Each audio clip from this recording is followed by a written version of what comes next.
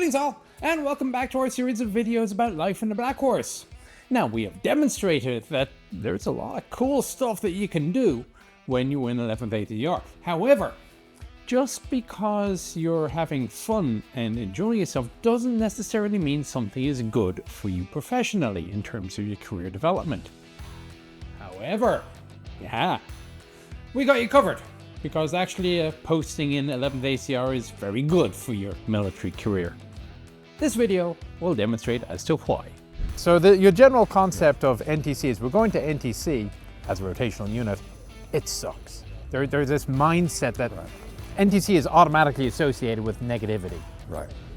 That's not the way it is from the other side of the fence. Yeah, much less so for us. So we for a normal unit to do an NTC rotation, that's a tip, sometimes once a year, usually once every couple of years. And as you point out, a major emotional event for those units to come out here, both because of being separated from family, the train up that comes with that, and then coming out here and living in pretty tough conditions. We do it 8 times a year, and so we absolutely have to take care of our soldiers and their families. And so we, have a little more flexibility in rotating soldiers through, getting a chance to go back and do refits that a rotational unit would not get to you. So we absolutely have to take care of our soldiers and families.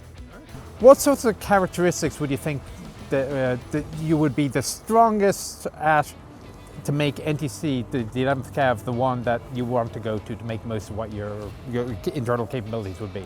Yes, so if you're a captain maybe coming out of the captain's career course, we are a KD producing assignment for both captains and majors. So first off, this is going to help your career from that aspect, and it's definitely not going to hurt your career from that aspect. This is not a broadening assignment, this is KD. So my company commanders and troop commanders, just like anywhere else, are getting their KD time in.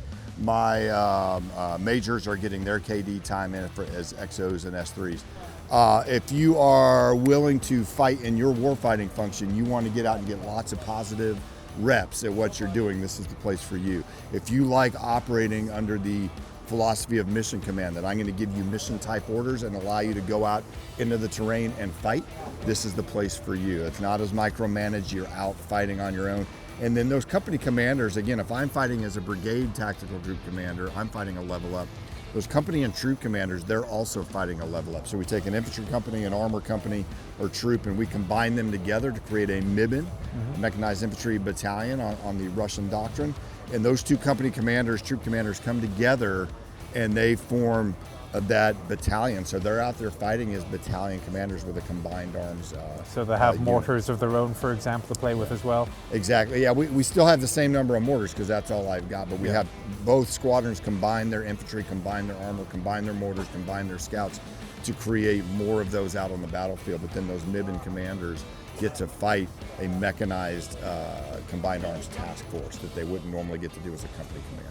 I think when I've had discussions with people looking at us in the future is one, can I get a key developmental assignment here? Absolutely. We are a forces command unit with the mission to be the opposing force for the Army here at the National Training Center, and then there's the other opposing forces at the other CTC, the combat training centers. But I can offer 2 things to them. I can offer them the ability to fight, to go out there and be experts in their combined arms maneuver, experts in their MOS task, because they're going to get the repetitions, they're going to get the sets, they're going to have the opportunity to go out there and do something and potentially fail, and then get to go out and do it again, whether it's in that same battle period or the next battle period or the next rotation.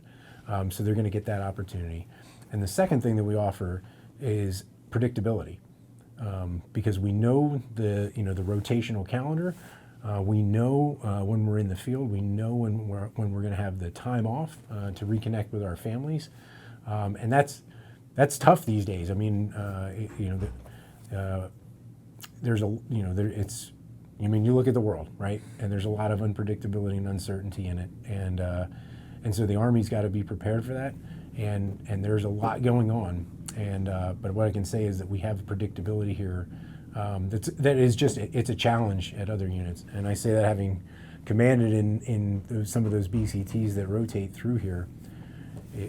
They're they are very, very challenged to find that level of predictability in all the various things that they have to get done.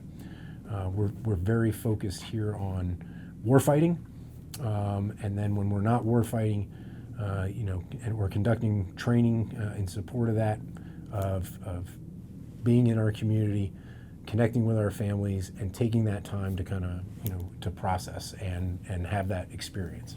Okay, we would expect all great things to be put out at the command levels. Of course, we decided to check. So off we went into the box and we started hassling lower ranking officers and enlisted troopers just to see what their opinions were about life in Fort Irwin as part of 11th ACR, both from the professional and just the general living situation.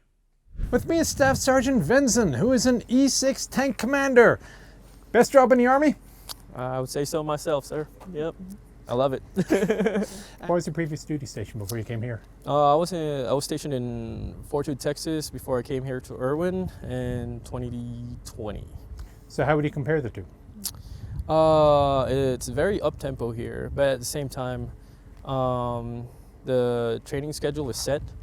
Like, they send out a training calendar that we know what we're going up against or how our training timeline will be every month. Mm-hmm. It's basically like 10 months out of a year that we do training in the box. And that way you can actually plan out, leave and stuff like that, passes, 4 days, 3 days. So your mechanics, you end up being dual skilled. You do OSVs and M1s. We do it all. If you can turn a wrench, you're fixing something out here. And it's a good experience for especially our soldiers that just come out of Hotel 8 recovery school. Once you get here, you immediately become an expert at your field of operations. I've just been here this is my first rotation, and I've done more recoveries than I can count with my fingers. If you were to talk to a young E5 Hickey or E3 Keys, and you're debating, should I go to Fort Irwin? What would you tell yourselves? Absolutely, 100%. I'm not just saying this for the camera, this is 100% my favorite duty station I've ever been to. We work hard, but it's so much fun.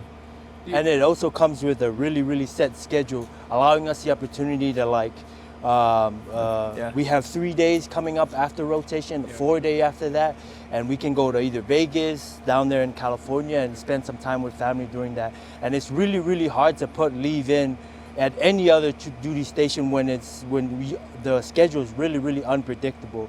Here, anything is possible. And that works for schools as well? You want to do a special ASI or something? Yeah, they are very, they love to send people to school out here. Yeah. A lot of people have done air assault. We've sent people to not ALC, whoever has got to go to ALC, but air assault, Hotel 8, Hotel 9. Yeah. We put packets in for that, and that's gone through. But once you leave this place, you're going to be an expert anywhere. Even in land navigation, this place is big, and they drop grids, and we got to go find them wherever they are. You automatically become a better soldier and a better maintainer.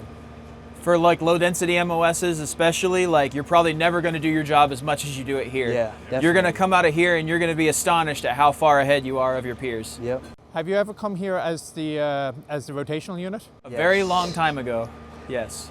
Do you prefer the one over the other? Oh my goodness. Yeah. It is miserable being RTU. We're having a blast out here. They are not. I think that's one of the psychological, I suspect this is going to be a repeating theme, is that when you think NTC, you think, oh my God, because you've come here as a rotational unit. Yes. And it's miserable. Yes. Yeah.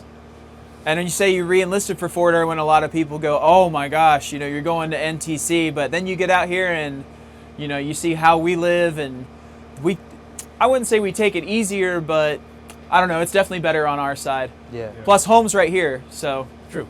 What would you say would be your how long have you been here? About 2 years, sir. 2 years. What's been your favorite moment? Ooh, probably my third rotation as a troop commander. So now you know what you're doing. Yeah, well, so my first rotation was weird. It was against the Rangers. So we were dismounted. Then I did what's called the BFB rotation, which is another dismounted rotation. But then it was my first actual mounted rotation when Captain Meritori and I actually got to work together for the first time. You got to see all the stuff you learn, through, Bullock, Triple C, start feathering in all the experiences you had as a PL, XO, AS3, whatever, whatever job you did before you came here to be a company commander. And it's like you put everything together, and it's just two commanders making it happen in the battlefield, with actual tracks and vehicles, winning against some of the most trained brigades in the Army. So of course modern warfare is a little bit more complicated than just here's our tanks and infantry, those your tanks and infantry with a bit of artillery. Now you got everything, you got EW, you got drones, you public affairs, information ops, everything. Do you get to play on that level? Yeah, absolutely. So, and we just received these organically to my troop. We have our own quadcopters now with about a 10-kilometer range. Mm-hmm. So now I can bring my own small group UAS to the fight. We're working on modernizing all our comms architecture. So there's, I might not see it within the next year or so of my tenure of command, but maybe the next year I'll see it. That we're bringing, TAC Zipper, WinTAC, the EUD, ATAC systems for dismounts, stuff like that. But we interact with, the host nation newscasters all the time with INN and stuff like that, doing interviews for them on the battlefield. And up at the regimental level, they run a whole IO campaign against BCTs and divisions, depending on the fight. So right, as a company commander or troop commander, I get to see a whole lot more like that would normally be held at the division level on a regular basis here with the rotation. I don't think that soldiers in our force understand the impact that the 11th ACR has on our entire Army. I've said it before and I'll say it again. The training that the Blackhorse Regiment provides to our Army is unmatched. We have men and women that are coming here from different units across the world that expect the best training possible so when they go into combat that they win the first fight, and the Blackhorse Regiment provides that. And that's what I convey to my soldiers all the time. I understand that the Army's stressful, it's a high up tempo here, but it's not just about us. It's about our brothers and sisters and making sure that we give them the best training possible to stay alive. What does it mean to you to be a Blackhorse trooper? I mean, just the whole ethos, shall we say, of being the brown hat and the black horse. Before I came here, I didn't understand, even myself as a first sergeant, just the impact that the Blackhorse had. But when I wear this patch, and then you go to other places outside the Army, or you go to the Blackhorse Association Ball, you realize the history and the lineage of this unit, and you become so proud of what this regiment has accomplished. So for me to wear this patch, it's probably one of the best feelings I've ever had in my career. The senior enlisted man in the regiment is the Regimental Command Sergeant Major Chris Scheiko. He's going to have his finger on the pulse, generally speaking, of trooper morale and professional development. So we, of course, had to talk to him. I think soldiers and NCOs need to understand there's another aspect or another side to Fort Irwin than just the RTU side or the rotational unit side, right? You're going to Fort Irwin, my experience is pretty right. damn negative. And what's fascinating is soldiers will come here and then they want to stay. Yeah. And most recently, we were ForceCom identified Fort Irwin as, I'll make sure I'll say this right, as the #1 installation for individuals to choose to stabilize. In ForceCom, we were the #1 installation to do that. Overall, it's just a great experience. There's a lot you learn, and it helps the big Army when you go off and you go to other duty stations. You take all your experiences here, because not many get the opportunity to experience this. But they go off to other duty stations, and they share their experiences with their peers and subordinates. So there you have it. A posting at 11th ACR is definitely good for your career. From anything from your key development, your education, to simply practicing your art. Be you a mechanic, a maneuver guy, signals intelligence, whatever, you're going to get a lot of practice at your job. Of course, there is more to going to Fort Irwin on the professional side than just you yourself.